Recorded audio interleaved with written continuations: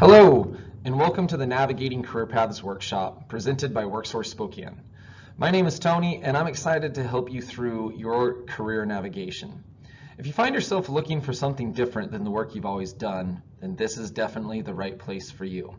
Whether you're currently between opportunities or just unhappy in the position that you're currently in, it's important to understand that the better you know yourself, the better you're going to be at finding something that not only fulfills your bank account, which is obviously important, but finding something that will fulfill you as a person, which can sometimes be even more important. All right, let's talk about what we're going to cover today.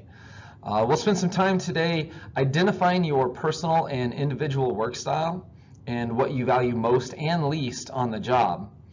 We'll also identify some self-management skills, some transferable skills, and some of those job-specific skills that'll be important for you to be able to present to an employer, as well as selecting some accomplishments that show potential employers what you can do for their company. And we'll talk about how to talk about your skills and accomplishments in a way that communicates value to an employer.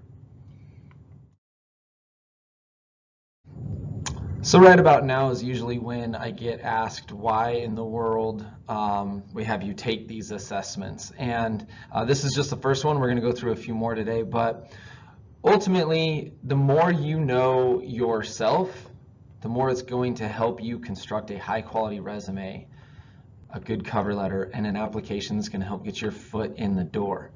So if you're doing all of this writing about you, then you have to know you. You're the subject, so these opportunities to explore yourself and those things that are related to the workplace, your skills and your interests, which we're going to get into those skills and those interest assessments a little later, are really going to help you communicate more effectively about yourself.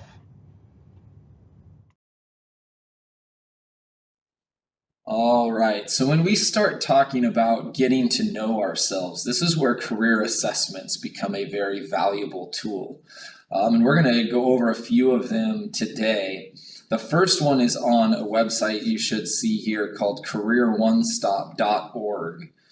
I'm going to encourage you to go ahead and pause as needed, and if you need to pause and write that down, now is a good time to do that, and there will be a few others that we share throughout. But what I want to do here first is walk you through one of their examples of an assessment. And what I like about this one is it forces you to kind of make some hard decisions. So if you're on careeronestop.org, there's an assessments tab right here under Explore Career Options. So I'm going to go ahead and click on that, and I'm going to go down to this work values assessment. I would say workplace values. I think that's what it used to be called here. But anyway, the work values link is right here. Once we click on that, we're going to see this right down here where it says work values. And now we can start the work values matcher. The reason I like to walk people through this one is because it can be kind of interesting. So we're going to go ahead and click get started. Now from here, I'm going to scroll down so you can see the whole screen. The directions are right here, but ultimately what you're going to do, this is one of 20 cards. And what you're going to do is just click on that card and drag it to where you think it belongs based on your own values. Is using your abilities, your talents and abilities at work, is it the least important thing, less important, somewhat important, more, or most important? So what I'm going to do is I'm going to take this one and drag it down. That's the one's pretty important to me to use the things, the skills, and the things that I've learned along the way. That's pretty important to me. Next is to be treated fairly by my employer. I tend to have pretty thick skin. If you're sensitive about this one and you know that about yourself, place it accordingly. For me, this one's a little less important to me. I can stay busy all the time. I do need to be busy. I'm going to go and put that over here. And again, once we do this, you guys, they're still movable. So as we start taking up some of these slots, some of them are going to start to get full, and we're going to get new cards show up, we might have to rearrange. This is what I like best about this is the further you get along in it, the harder it gets to place these where you want to. So I have opportunities to advance. That one is pretty important to me. I'm going to put it over here in most for now. I can give directions or instructions to others. Now, while the giving directions or instructions part isn't that important to me, leading people is something that I get a lot of energy out of, and it is something that's pretty important to me. So I'm going to go ahead and put this one here in the more. I can get a feeling of accomplishment at the end of the day. Yes, that is going to be pretty important to me. Now you can see my more category is full. Next is going to be my pay compares well with other workers' pay. Now, if I'm being honest with myself, I care about how I get paid for the work that I do based on myself, but maybe not as much in comparison to my coworkers. So I'm going to put this one over here. My coworkers are easy to get along with. Something else I know about myself, I tend to be a very social person. This one is pretty important to me. So what I do now is I'm going to look at these that I have in more and think, is there something in more that is more important to me than this one that I'm currently working on? I think this one I can put over here in most for now. I can try out my own ideas. This one is somewhat important to me. Working alone is going to be least. I do not want to work alone. I know that about myself. It's not where I thrive. I need interactions with others. So that one ended up being very easy for me. I'm not pressured to act against my ethics.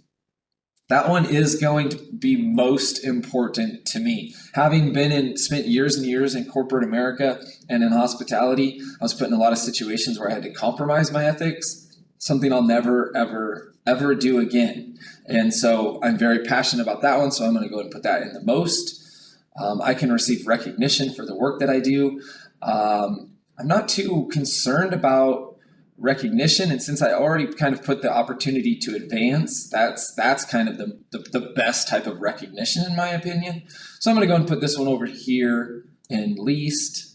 It might get moved over to less before we're done, but let's see how this goes. I can make my own decisions. That one is pretty important to me, but still not most important to me.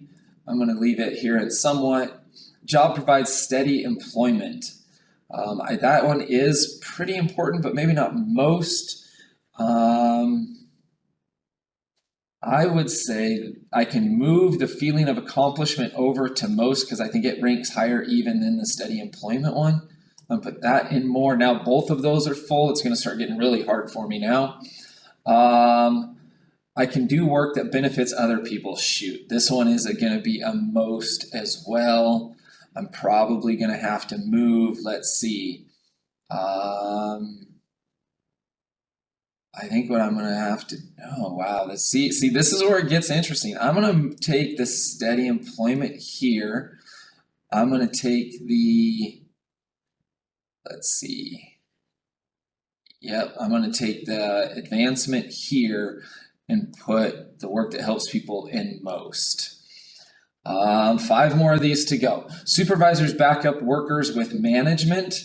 If I'm doing my job, I don't feel like I'm going to need them to do that. So I'm just going to go and put that over at least. I have supervisors who train their workers well. This should be a very important thing, and I get that, but also I consider myself a pretty quick learner. So it's, again, not as valued. I'm going to put that in somewhat. I can do something different every day. I don't need something different every day, but I do need some variety in my life and in my work life. So I'm going to go ahead and put this in the less. Job has safe working conditions. I consider myself a pretty safe person. Anyway, that one. Now here's the thing.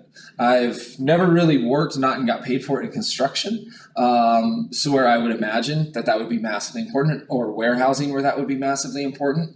So I'm going to go ahead and leave this one here in the less. I can plan my own work with little supervision. That one's probably more than somewhat important. Let's see. I'm going to move the training over to here, and I'm going to put the little supervision one here. There you go. Okay, so now I'm done. I found a home for all of those tiles. That's the hardest part. And this is where it gets really fun and for a lot of people enlightening. Now, I will say that occasionally, rarely, but occasionally, someone will take one of these assessments, will get to the results, and they'll say, that doesn't make any sense. It's okay. It's not going to work every single time, but I will say with I've been working with this assessment for 5 years now, and I will say that most people, a vast majority of people, find it very, very useful. So we're going to say see my results. We clicked on that. Now it gives us this nice little bar graph and it takes the 6 core workplace values, and it tells you kind of where they lie in importance to you based on how you answer those questions. Now, for me, seeing relationships at number 1, no big surprise. I know that about myself. Achievement, that's next. Then we got independence, recognition, those working conditions, and then overall, and then support at the bottom. Now, if I had to put these in order for myself, I think I would have been pretty close. Independence might have been a little higher, but that's what I love about this. It forces you to make some hard decisions where you put some of those things. You can see right here, it gives us a little write-up about the relationships part of it. And you can go ahead and pause the video and read through that. I would encourage you to do so. Also, you can expand each one of these, and it's going to give you more and more information about each one.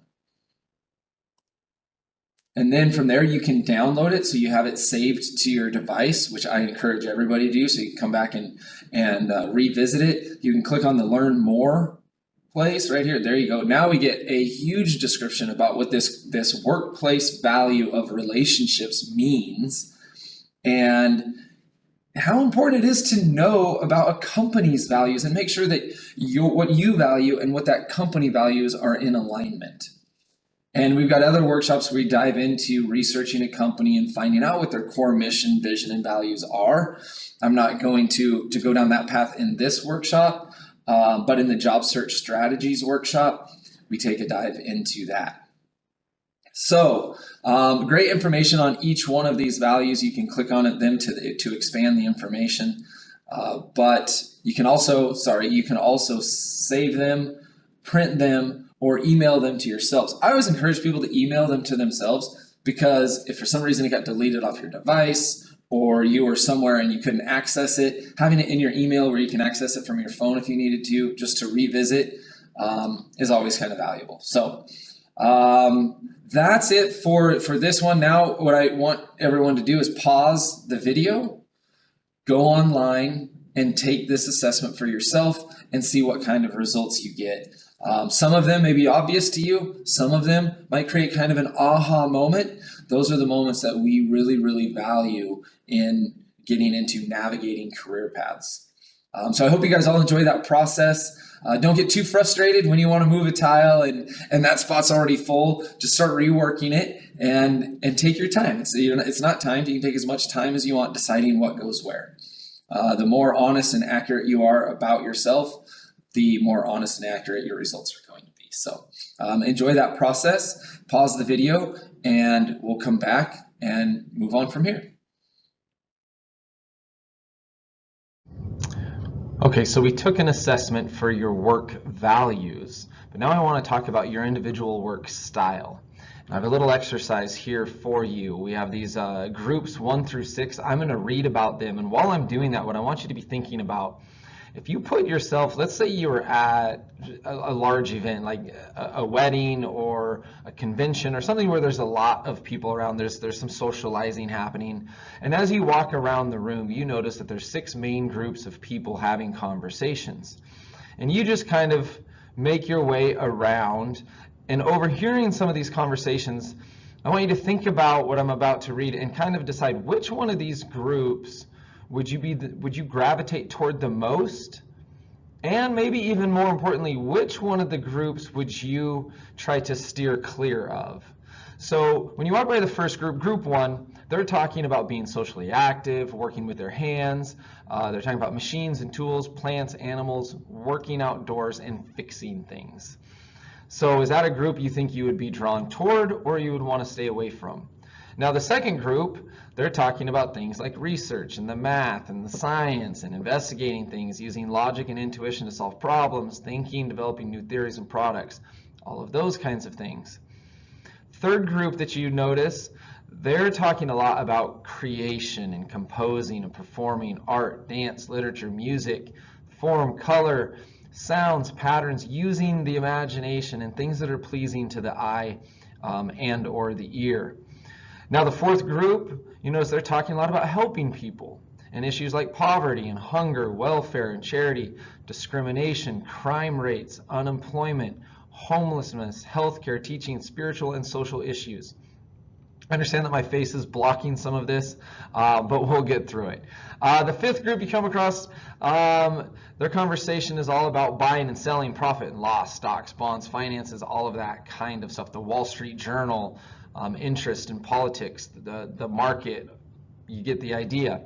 And then the sixth and final group, they're all about the information systems, the data and the numbers, data or data, I don't know, tomato, however you want to say it. They're all about the data and the numbers, policies, procedures, rules and regulations, record keeping, organizational procedures, all of those kinds of things. So what I want you to do now is pause the video, visit these, and just jot down. What I'd like you to jot down is maybe 2 groups that you'd be drawn toward, and then 1 group that you would stay away from. So go ahead and pause the video and do that now. Okay, so hopefully you paused the video, you wrote it down. I'm going to go ahead and I'm going to, just like the last assessment, I'm going to go ahead and do it. I'm asking you guys to do it, so I'm going to do it myself. So for me, I'm definitely going to be drawn toward group 4. Surprise, surprise, I'm in, working kind of for unemployment and in re-employment and those kinds of things. So this is no big surprise. I would also maybe be drawn toward group 3. So maybe 3 and 4 for me, maybe 1 a little bit, but ultimately what I know is that the group that I'm going to stay away from probably is 5 and 2 for myself. The math and the science, listen, I went to school for communication and for counseling to stay away from as much math as possible. Also with group 5, I don't know about the rest of you out there. I've got a lot of friends that were in real estate and that kind of thing, and sometimes I have a hard time maintaining a conversation with them. So that's what I'm going to stay away from.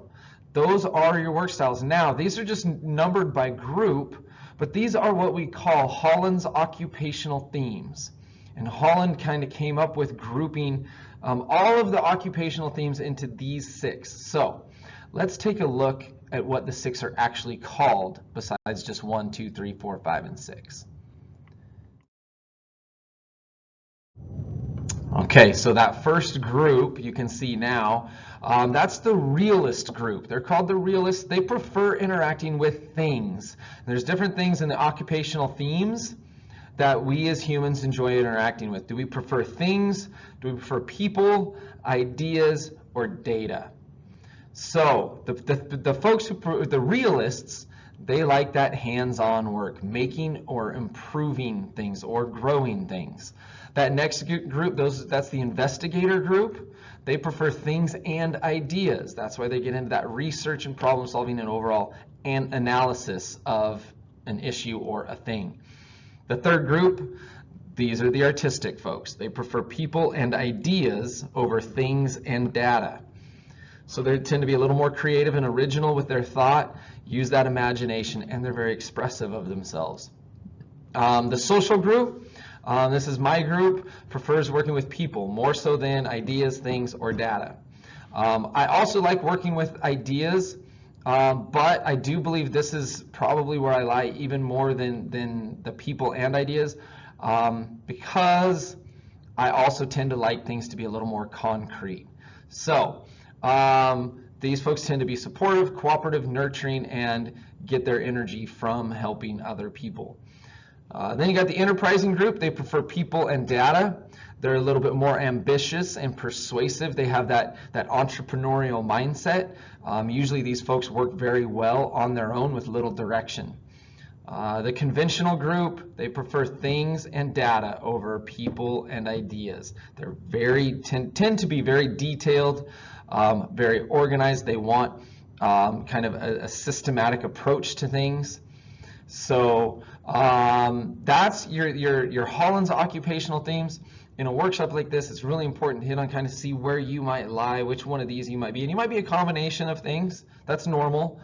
But also important to know this stuff. These are what we call GSIs, because We love our acronyms around here. So a GSI is a job satisfaction indicator. And that's the same with the work values that we just went through. Those are job satisfaction indicators. Everybody thinks here at WorkSource that it's our goal, or our main goal is to get everyone employed. And that's not a bad goal, but it's not the end goal either. Employed is a good start, but really what we would love to see is a world where everybody was gainfully employed in a position that fulfills them. And that fulfillment part that comes from these job satisfaction indicators, and you got to know yourself to know what you need. So that's kind of why we like to share this, like to make you do some of that hard thinking, to kind of get to know yourself. And this is stuff you probably already knew about yourself. However, we tend to take things, as new information comes in, we take old information and store it in the back of our brain. And the goal of a lot of these workshops that we deliver are to take that information that's stored back there somewhere, and when you find yourself in the job search, you find yourself in this career exploration point, take that information that you stored back there because you didn't need it for a while, bring it back to front of mind. Get you to start actively thinking about those things that are going to help you make a good decision as far as your future employment. So now that we've identified some of the skills that we possess, some of the soft skills anyway, or self-management skills, what do we do with that? You need to be able to talk about the skills you possess in a way that communicates value to an employer. Value, value, value. Those are 5 letters that are so important in the job search. That should be in everything you write as far as your resume goes, your cover letter goes, your application, and then everything you talk about in an interview. That's the goal, that you are communicating value to the employer. So how do we do that? This is a step-by-step template for you to be able to do that. This is what's called the STAR storytelling method. And in interviews these days, these are the types of answers they're going to be looking for to their questions. So that's an important thing to know, because most interviewers these days, the ones that are trained well, are usually asking questions that start with, tell me about a time when. Tell me about a time you had a conflict with a coworker. What did you do? How did you resolve it? Tell me about a time you were up against a challenge at work. What did you do? How did you resolve it? Tell me about a time you were up against a time crunch at work. They want a story rather than just a yes or no question. A lot of times people think you still go into an interview just telling them about your qualifications. You guys, they don't need to know your qualifications. They've already seen your resume. They've already seen your application. You're there because they already know you're qualified. Now what they want to do is get to know who you are. And the more effectively you can communicate about yourself and the skills you possess, the more likely you are to make a connection with that person, and the more likely you are to get the yes as far as getting the job. So let's talk about the STAR method. What I would like you to do, you made that long list. Look at your list and pick out the 2 things on your list. If you already have a job you're after in mind, think about the 2 things on your list that you think would be most important to a hiring manager for that job. And go ahead and put a little asterisk next to those on your list. Those ones that you think would be most important of all the ones you wrote down. What's going to be most important to an employer? Then what I want you to do is to talk about a time you used that skill on the job to accomplish something. What did that look like? And this is going to give you great practice at developing your STAR story. So the first thing you're going to start out with is, what was the situation? What was the situation when you were accomplishing the thing? Give us some background. And the background can be simple. I think the more detail you can give, the better without going overboard. So you're going to want to practice some of these. And the reason I say you should do this right now for a couple of your skills, and we're going to be doing this a few more times throughout this workshop, the more you do it while you have time to think and prepare, then if you get asked a question in an interview that you haven't thought of or haven't prepared for, this STAR approach is going to come to you much easier because you've had some practice doing it. So you're going to tell them about the situation, and it can be as simple as, you know, back in 2005 when I was working at Walmart as a cashier. That's pretty good. They can visualize that. They can see, okay, so let me put myself in this setting. They were at Walmart, they were working as a cashier. I know what that looks like. I can see that. Okay, now you're drawing them into your story. You're getting them in there. Whatever context you can give, a little bit of detail about that is fine. Now, what kind of task were you tasked with? What was the task at hand? Describe the challenge, expectations, what had to be done, And then let them know kind of why it had to be done. So your task could be, I can speak from experience, developing these workshops that go into our learning management system.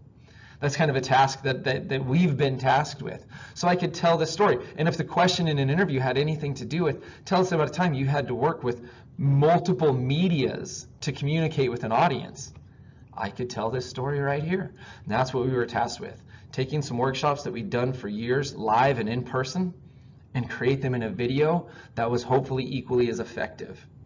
And I would tell about that and why we chose to do it that way. And part of that reason is that the world's changed, right? A lot of people prefer this new kind of work from home life and this ability to do things and stay connected to the world while not commuting as much or not putting ourselves in dangerous situations as much, whatever it might be. So that could be my why. And again, I'm going to tell this a lot more succinctly and in order. I'm breaking it down now. The action. Okay, so now what did you do? This is where you get to elaborate on what specific action you took and where you really want to highlight the skills that you used while taking that action. So if I was trying to communicate about my ability to effectively communicate ideas, you know, I could talk about how we kind of came up with what are we going to do? How are we going to present this information? Finding out that PowerPoint had this little talking head bubble. I mean, that was something I learned. I didn't know that was a capability of PowerPoint before. So we had to kind of figure that out and learn it and practice it. And I would probably tell some details about the practice and failures. Hopefully this isn't one of them. Hopefully if you guys are seeing this, then it was the final version. And I can talk about what we learned from each take and all of those kinds of things. So I would elaborate on some of that, and then we've got the results. What was the overall result? And this is where if you can quantify your results, that's great. Not all results can be quantified, meaning putting numbers to them. But if I could say, wow, when we got these things launched, within the first month we reached X number of people that tuned in and watched the video, that's going to be the result. And then if I can even share some qualitative information, which would be some feedback that we received, that's how the STAR story happens. The situation gets them hooked, the task at hand, what did you do and what skills did you use? And then you guys do not forget the result part. This is the payoff, right? And so many times when interviewers are trained to look for STAR answers, people using this method, they can sit there while you're talking and they can check off each part of this. And more often than not, when a part gets missed, it's the results.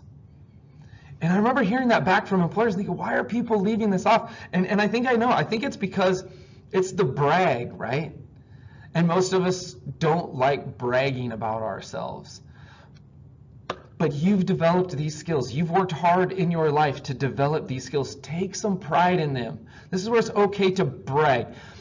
Here's the thing. There's a difference between being confident and being arrogant. And you do need to know that line, and you do want to come off as confident. You don't want to come off as arrogant.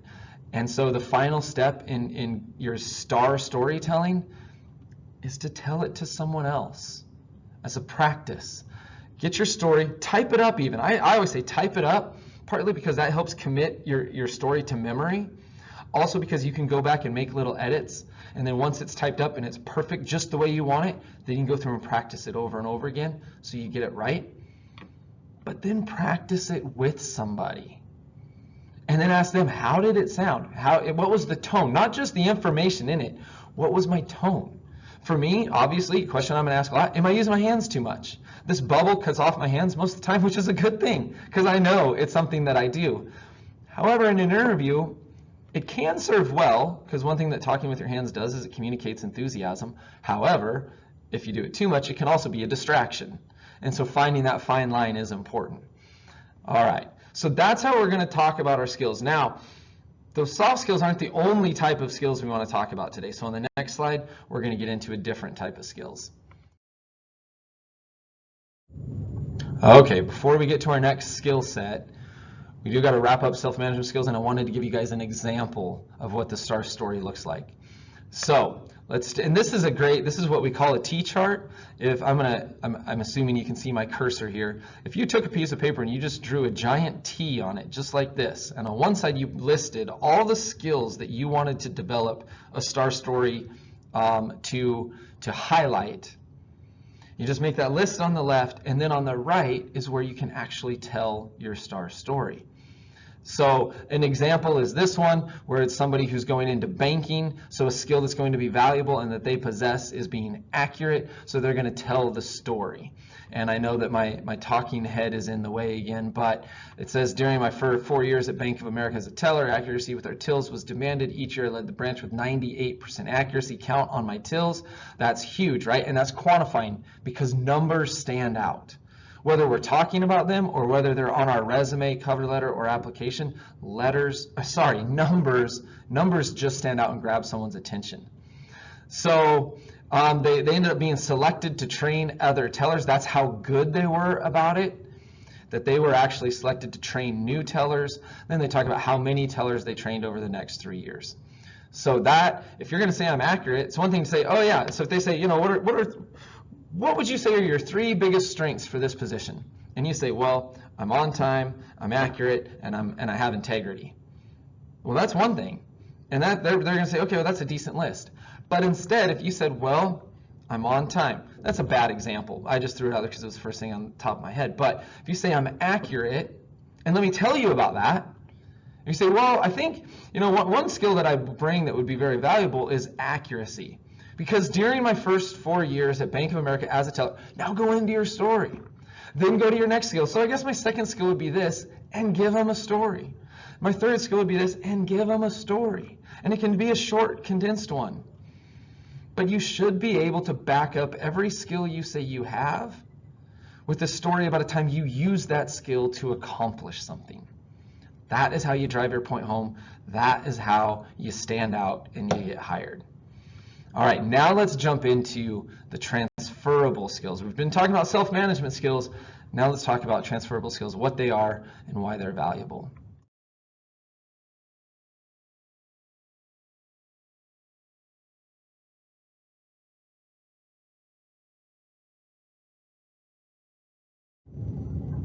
Okay, here's the last checklist for the transferable skills. You can go ahead and pause and write down any of these that you feel are skills that you possess or strengths of yours.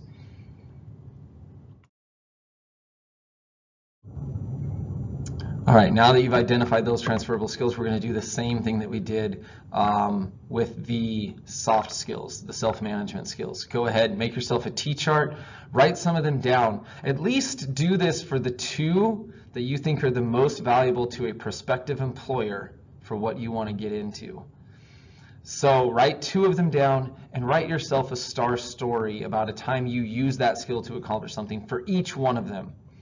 There's a sample here. You can pause the video and read the sample if you'd like, if you think that'll help you. But you don't necessarily have to do this part now, but you can. That's the wonderful thing about these types of workshops is you can pause it, take as much time as you want. So you can do it now, or just make yourself a note to do it when you've completed the workshop. But either way, the more of these STAR stories you can create for yourself, like I said before, the better it's going to serve you when you're in an interview. They ask a question you haven't prepared for.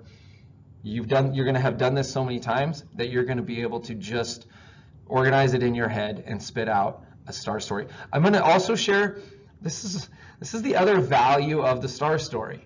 If you guys were here, I'd ask for a show of hands, but I'm guessing for most people, there's a time when they've been in an interview, they started answering a question, they found themselves talking, and had no idea where to stop. And this is where the rambling comes in. And now we're just going and we've lost track of where we're even at, and we're just talking. The STAR method gives you a clear starting point and, more importantly, a clear ending point. You get to the result, you tell them about the result, and now you're done. It gives you that solid point so that you don't end up just rambling on and on and on and losing your audience. So another significant value to this STAR method. Our third type of skills are those job-specific skills. Now, I'm not going to make you do a checklist and write all of these down, but these are the skills that you learn on a job that are very specific to that job. They don't necessarily transfer as smoothly over to multiple other careers. That's why we've got a picture of like a doctor or nurse person here. Some of the things that are specific to that job that they learn, they're going to transfer over to like my line of work. Okay, and that's okay because there's a lot of other skills that they've developed over their life that would. All right, so it could say the same with, like, say, forklift operating. Like, you might have that's a very valuable skill in a certain field or industry, not in others. So, not going to make you go through those, but I do encourage you to think about the skills that you have that are specific to the job you're applying for, and coming up with a productive way to talk about those. Okay, here we go. This is my favorite Venn diagram of all.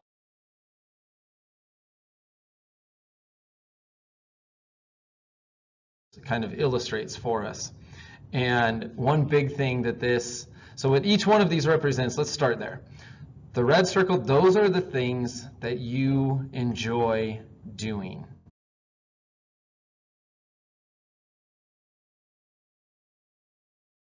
Two don't overlap. Not everything that we enjoy doing are we good at doing.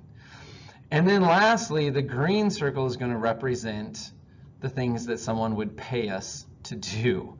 You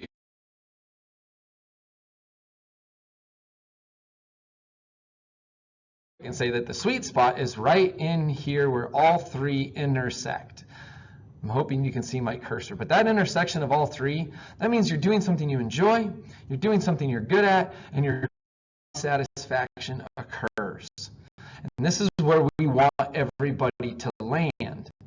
But there's a reason that I like sharing this as a Venn diagram, and it's because that looks like a small target, but it doesn't have to. That sweet spot gets. And the most important thing to remember is that gold circle, the things you're good at, you can get better at things, right? You can receive education, you can receive training.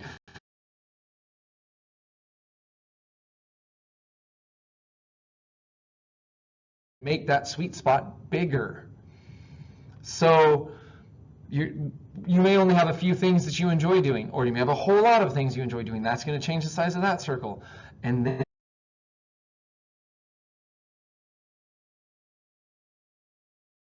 by expanding that, we're also going to expand what people are willing to pay us to do.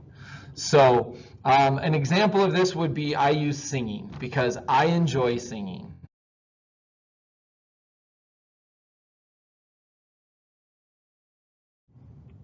You guys, it's not singing. Okay, I enjoy the heck out of it. I am not good at it, and therefore I am not going to make any money.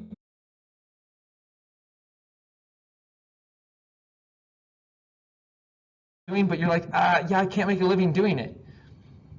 Are there some classes you could take, some training you could get to improve that skill to get to the point where someone might pay you?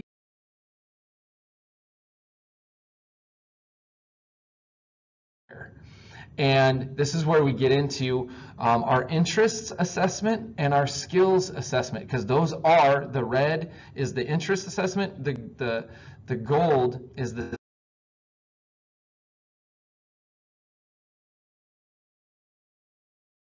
knowing that, how can I make money doing some of this?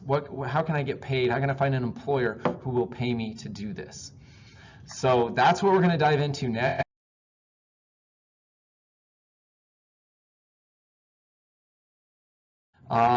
So I'll walk you through those kind of like I did the values one. So the first assessment that we're going to talk about is the interest assessment. This is also going to be on Career One Stop, by the way. What you're going to do is you're just going to take the assessment based on what you enjoy doing. It's going to ask you, well, tell you what, we'll get into that on the next slide.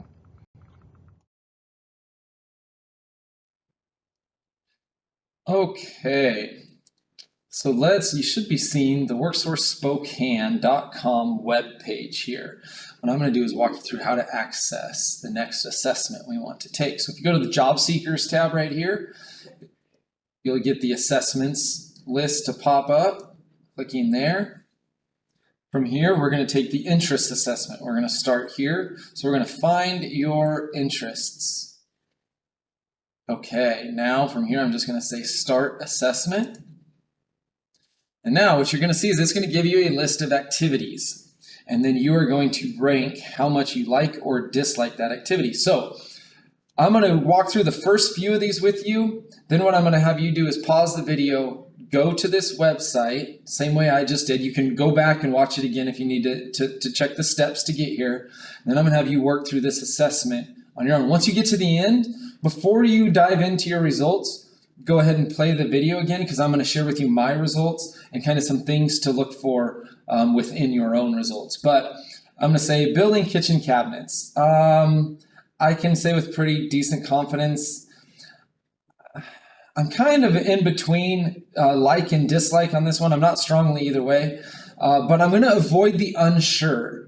And you guys should avoid the unsure column as much as possible, because in an assessment like this, what that it basically equates to is 0 data entered. And so your results are going to be more and more generalized the more unsure checks you click on. So try and go one way or the other. I'm going to say building kitchen cabinets. I kind of like that. I enjoy working with my hands, so I'm going to say like. Develop a new medicine. Strongly dislike. I am not into science at all, so I'm going to go there. Write a book or a play. A play I would probably enjoy more than a book. I'm going to put like. Help people with personal or emotional problems. Yes, that's why I went to school for counseling. Manage a department within a large company. I've done that in the past. That's a tough one for me. It's not something I ever want to do again, but I could do it. I'm going to go ahead and put like. Install software across computers. No, strongly dislike. Repair household appliances. I'm going to say just dislike. Study ways to reduce water pollution. No, strongly dislike. Although I think here's the thing. It doesn't mean I don't value the people who do it. Okay.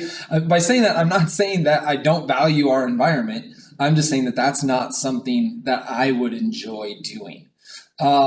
Compose or arrange music. No, I like singing like in my car. That's about it. So I'm going to say dislike. Give career guidance to people. That is what I do, and I do it because I absolutely love it so strongly. Like, I'm not going to go through the next 3 pages with you guys. You guys can pause now, go to this webpage yourself, and go ahead and complete this assessment. Come back when you get your results, and I'll share mine and what to look for within your own.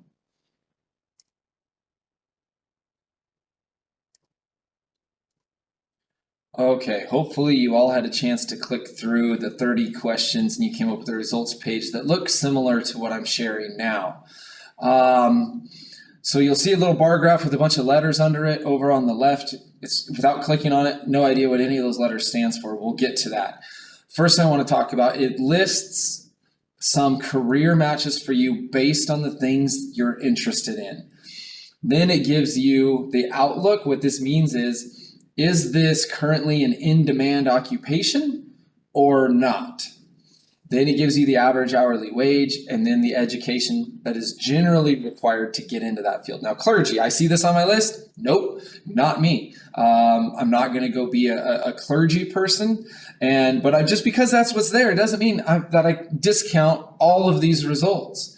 Okay, you're going to get results for things that you knew were going to show up. It's not new information to you. You knew it was going to show up probably because you've maybe worked in that field before or for whatever reason. So go ahead and set those aside. There's going to be some that come up for you that are completely absurd. I'm going to scroll down here real quick. It's not here this time, but often when I take this, embalmer comes up, and it might just be that it's not in these 10. But anyway, no, that's absurd to me. But it doesn't mean that I'm going to discount the entire assessment. I'm just going to set those aside and see if I see anything. Like I get recreation worker. I don't really know exactly what that means, but it sounds interesting. An enrichment teacher, a tour guide, actor. Now you can see this is only 10 of the total results, and there's multiple pages of these. So what I always tell people, your first step in looking at your results should be just to expand this to include all of them. Now you're going to end up with a long list to scroll through. So this is my list based on how I answered their 30 questions. I've got a decent number of options in there. If I see something I'm interested in, what's really great is you can click on it. And now it's going to take us to a whole bunch of information about that occupation, even with a little video of what that occupation might look like out in the real world. The outlook is average. You've got the projected employment across the United States. You've got salary information graded on a median. Certificates, this is what I like, the percentage of people working in this that have certain degree levels. That can be very, very important. And then if you go back up here, we're going to go back to this part. This is good. Sorry, here's what I want to get to. The see more wages. Here we go. See more wages. We can click there. We got enrichment teacher, we got location. This is the important part. This is one of the great tools. And there's other stuff we're going to go back and revisit, but I want to go here first because now you can put in, like me knowing what a position gets paid nationwide isn't going to help me out any. What I want to know is what's it look like in Spokane, Washington, because that's where I'm at. Now I want these results about the salary. So now you can see in Spokane Valley how we compare to the rest of the country. On the high end, we're below. On the median, we're closer, but on the low end, we're actually higher than the national average. And there's numbers to go with it. So this is where you can get that information that's more specific to your region. Can be very, very valuable. All right, and again, all this information you can print, you can email it to yourself, or you can save it on the device that you're currently working on. All right, but what I want to do right now is I want to go back, because one thing we didn't do, and I've got a whole list of occupations here that I can explore, but I want to go back to this. Like, this is our little interest graph chart, but this doesn't mean anything to me until I click here. What does my score mean? I'm going to click there.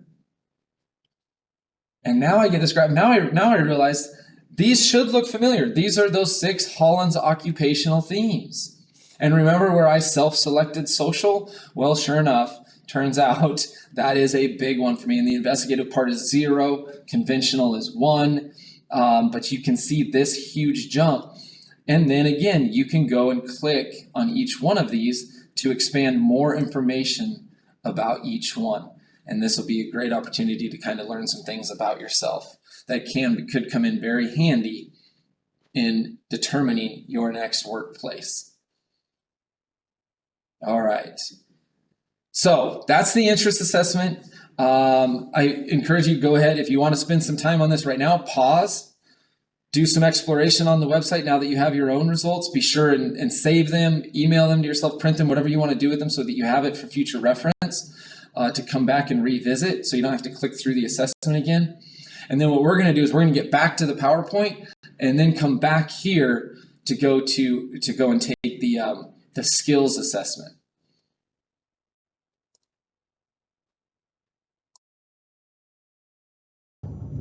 Okay, now that we've taken the interests assessment, we're going to take a skills assessment. So at this time, I'm going to navigate to that page. And if I get going too fast, do not hesitate to go ahead and pause, rewind, re-listen to whatever you might need to, or any instructions on how to get wherever we need to be. Okay, here we are back at the WorkSource Spokane page, and we're going to find that skills assessment. So what we're going to do is look across the top of the screen there, find a tab that makes sense to us. It is the Job Seekers tab, should be the one. We're going to go to Assessments from there. Now we're going to go to the Skills assessment right here. And then Start Skills Matcher. There are going to be 40 questions on this one. I'm going to walk you through the start of them. All right, so the first question about skills, it's administrative and management. How much do you know about about business planning and leadership? So I've got it broken down to, do you consider yourself beginner, basic, skilled, advanced, or expert? And then what it does is it gives us an example of what that looks like. Beginner level in administration management would be the ability to complete a timesheet. And then you got basic. Now, if you're going to go skilled, that means you could monitor project progress to complete it on time. And then an expert would be managing a $10 million company. So for myself on this one, I'm going to go ahead and just say skilled biology. How much do you know about plant, animal, and cell functions? I can care for a pet. That's probably about it. I do think I do that really, really well, and I hope that my dog would agree. But when it goes beyond that with biology, I'm going to say that I'm pretty much beginner. Body coordination. How well can you coordinate moving your arms, legs, and torso together? So I have completed 5 Ironman triathlons, so I'm probably past this one, but perform a ballet choreography? No, I'm not there. So I'm going to go ahead and go advanced. Building and construction. How much do you know about construction materials, methods, and tools? While I've never done this for a living, I have built multiple additions to multiple homes. So can I fix a plumbing leak in a ceiling? Yes, I could do that. Could I build a high-rise? No. So I'm going to go ahead and say advanced there. Chemistry? Nope, can tell you right now, beginner. Clerical, how much do you know about administrative tasks and processes? I'm going to say more than I want to know because I don't want to get into clerical work anymore, but I do have that skill. Complex problem solving, redesign a floor plan around new equipment. I can do that. I'm just going to go with skilled, computers and electronics. More so than that, not there, so I'm going to go right in the middle. Customer and personal service. I would say I can do that on that one. Economics and accounting, how well do you know banking and financial systems? Ugh, no, not very well. Develop an investment plan. No, I'm not doing that. Okay, so I went through page 1 with you guys. I'm gonna have you pause this now and go to the page, work through the whole thing yourself. When you get to the results, again, pause it and we'll come back and I'll share my results and we'll work through all of that. Okay, I hope you enjoy the process. Okay, hopefully you enjoyed that process. If you're feeling a little overwhelmed after having done that, I encourage you just pause now, take a break. If you've been sitting here this whole time doing all of this, give yourself a break. Get up, get your blood flowing, get a drink of water, whatever you need to do, pet your dog, I don't care, whatever. Just give yourself a break because we don't want you to get burnt out. This should be an enjoyable process, enjoyable exploration. So if that's what you need, feel free to do that right now. Otherwise, I'm going to go ahead and continue on. And you can see here, this also creates a list for us of recommended occupations. Again, only showing 10 per page. So I'm going to encourage, again, expand it to show them all. Again, recreational worker came up on mine. That came up on the last one. This is a great example. I didn't know that would happen, but this is a great example. If you see things pop up on both lists, those things are probably at least worth a click and a little bit of exploration. Just to see, because what it's saying is based on what you said about your interests and based on your own perceived skills, this could be a good fit for you. So that's what I like to tell people to do. I do it the old school way and I print them both out. Then I start looking for what's showing up on both lists.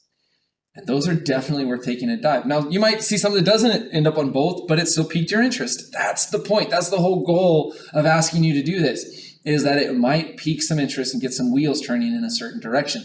Now, you might find in your research, it might be a dead end. You get somewhere along and you're like, no, now that I'm learning more and more about it, I realize it's not for me.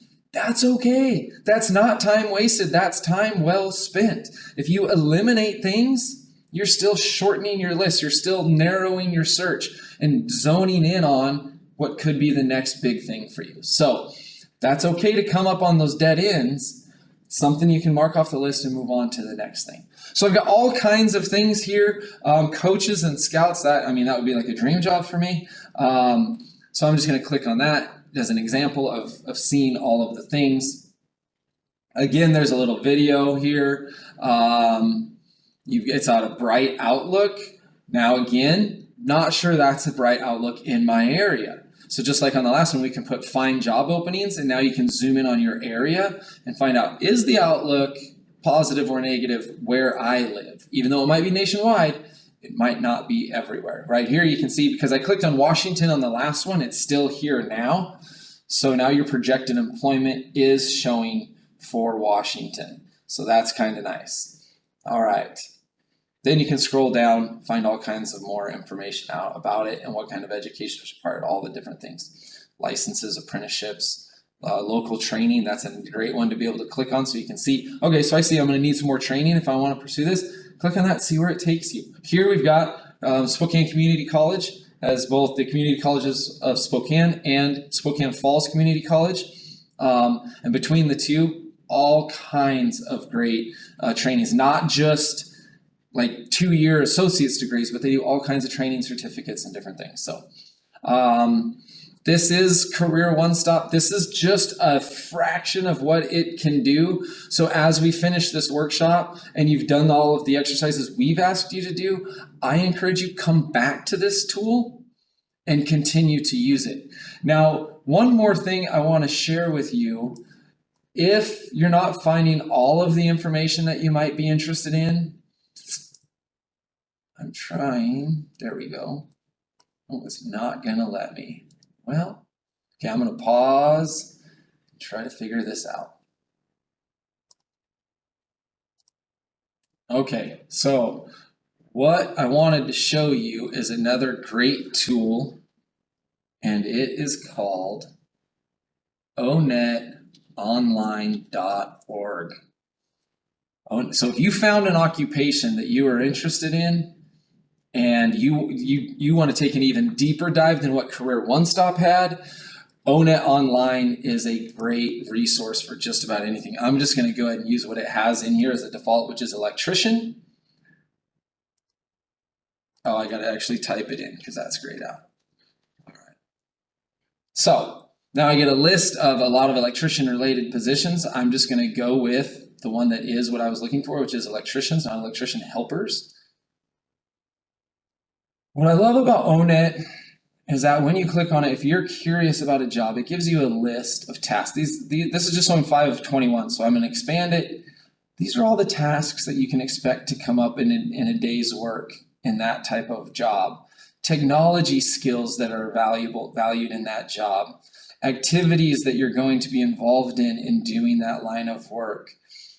A more detailed list of work activities. The context of the work that is done. Again, so much information. The job zone section, this is where we get into training and credentials, so you can select your location and find certifications that are available in your area. Apprenticeship opportunities, more about skills, knowledge, and education. It just takes a really deep dive. Then you can get into your local wage information, which we saw on Career One Stop as well. And by the way, this is all populated by the Department of Labor, which they do a pretty good job of keeping this information up to date. So a great tool, but this is something we talk about in our resumes workshop, and I just want to touch on it real quick. Another valuable use of this particular website, I'm going to scroll back to the top here.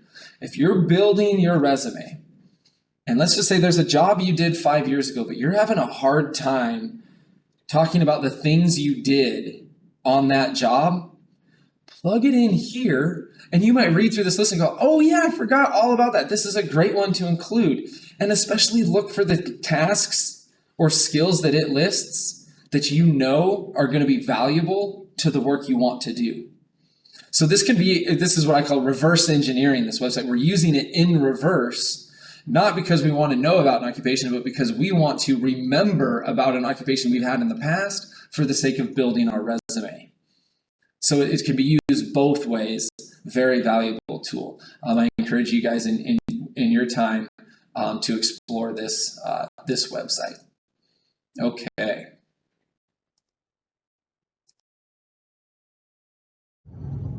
This is just a quick reminder about the ONET Online resource, which I just went over. This is another look at it. This is kind of what the website looks like, and where you can put in the occupation you're looking for to find more and more information about it, or use it, like I said before, to reverse engineer your resume. Either way, just wanted a quick reminder about onetonline.org.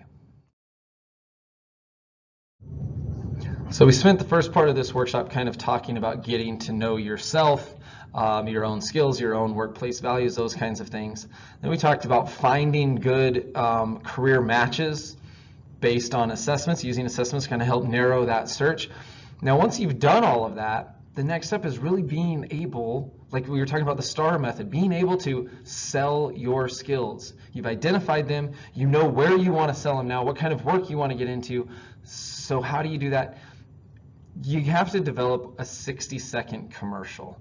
And we take a really deep dive in this in our job search strategies workshop, but I'm guessing most people have heard of a 60-second commercial or an elevator pitch, or it goes by a lot of different names. But ultimately, it's a very short, concise way, when given the opportunity to network, that you can effectively talk about what you're good at. Because just like the slide says, a winning statement about you can help convince an employer that you're worth hiring. So to do that, you're going to want to highlight the skills that you possess that are valuable to them. And this is where their perspective is so important. Not the skills that you think make you the best person, but the skills you have that are going to be the most valuable to the employer. This is why thinking like the employer is going to become so important. And another reason it's important to know this, have it written out, have it practiced, is because what is the number one question you usually get asked in an interview? The first question right off the bat, you sit down, there's maybe some introductions, and then it's usually, so tell me about yourself. This is the golden moment right here. This is where a lot of the questions after this may not even matter. A lot of times they can decide based on this first question if they're going to hire you or not. So if you don't do any other prep for an interview, and by the way, there should be a lot of prep, you absolutely should know exactly, word for word, what you are going to say to answer this question. And if you're unsure exactly what to put in here or how to handle this in the interview, please take our interviewing workshop. And we spend 2 to 3 hours talking about just the interview. So you do need to, though, have this prepared, because networking is the golden opportunity. Don't get me wrong, Indeed and WorkSource WA are very important tools to your job search, but they're just a tool. They're not the end-all be-all. I can tell you that when I found myself between opportunities and I was out there looking, I said yes to a lot of random things. I had 3 part-time jobs before I ended up here because I just said yes to some things. I didn't get any of those part-time jobs through Indeed or WorkSource WA. Even though I was on them, even though I was out there applying, I got them because of interactions I had with people and talking to them and being willing to let them know I needed help. Right now I'm between opportunities, but here's what I'm doing, here's what I want to do. Something like that. And knowing what you're going to say given the opportunity. So one part-time job, I was in that part-time job when I met somebody that led to another part-time job, and I was in that part-time job when I met somebody that led to another part-time job. And here's the kicker, you guys, I was in that part-time job when I met somebody that led to this job. I didn't find this job on Indeed or WorkSource WA. I found this because I was hosting a trivia night as a part-time job, and one of my regulars at trivia night brought a friend with them, and afterwards we were talking. And she said, so when you're not doing this, what do you do?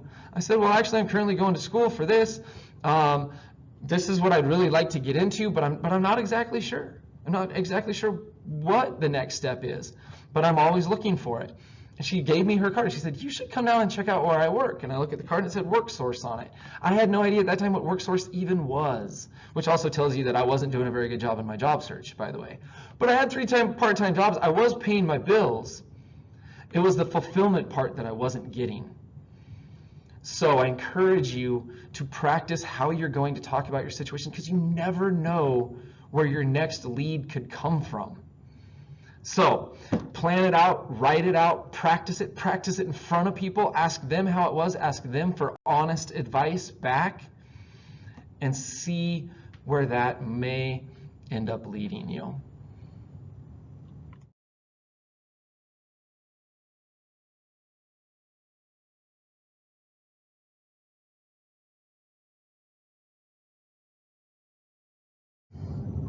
Okay, now we've identified our skills, we've identified our values, we've found some occupations worth taking a deep dive into, we've mastered how we're going to talk about ourselves and the skills that we have in our current situation, what we're looking for.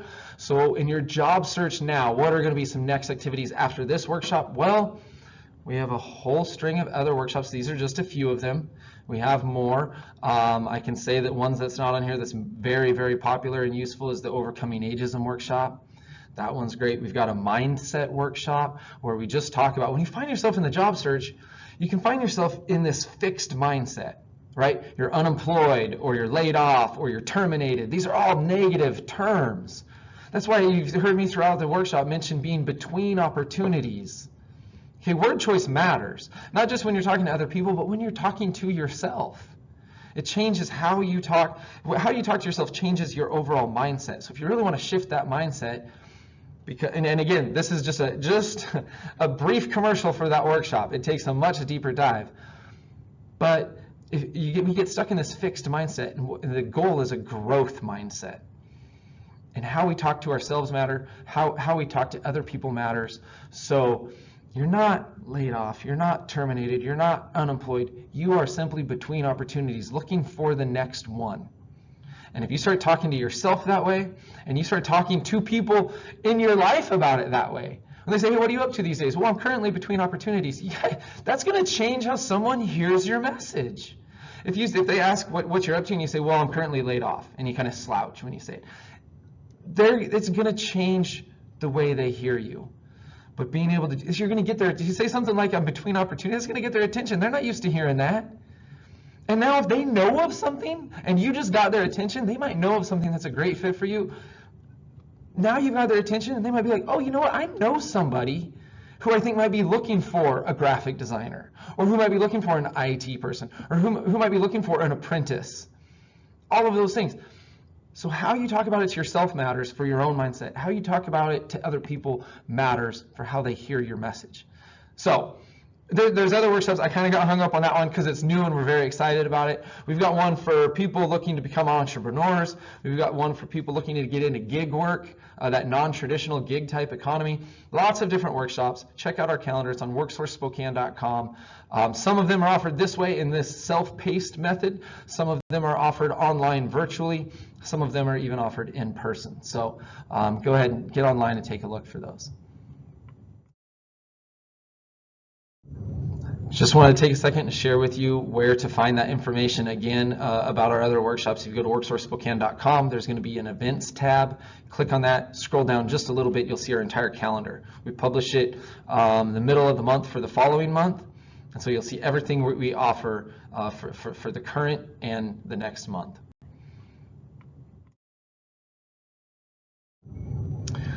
This is where I just want to say thank you. You were either assigned this workshop or you took it on your own. Either way, depending on how much you pause, you just spent a lot of time hearing me talk. Okay, but the fact that you were here, I take that responsibility and your time very seriously, so I hope this was worth your time. I hope you got some good nuggets of information out of it. I hope you go back and explore careeronestop.org and ownitonline.org. Both very valuable tools in your job search. And my final message for you is that I just want to wish you good luck. The one downside to these self-paced workshops is that you don't get to see all of the other people in the workshop. Our traditional style workshops, one thing I love about it is by just simply showing up, you get to realize that you're not in it alone. There's other people going through some version of what you're going through. And I think everybody's situation is unique. However, they're also similar. So you didn't get that out of today, but I want to let you know that there are lots of other people taking these workshops and learning these things because we've all been there. And my hope for you is that you find that next thing and that it doesn't just satisfy paying your bills, but that it fulfills you as a person. So good luck out there. Thank you for trusting me with your time, and I hope you enjoyed the workshop.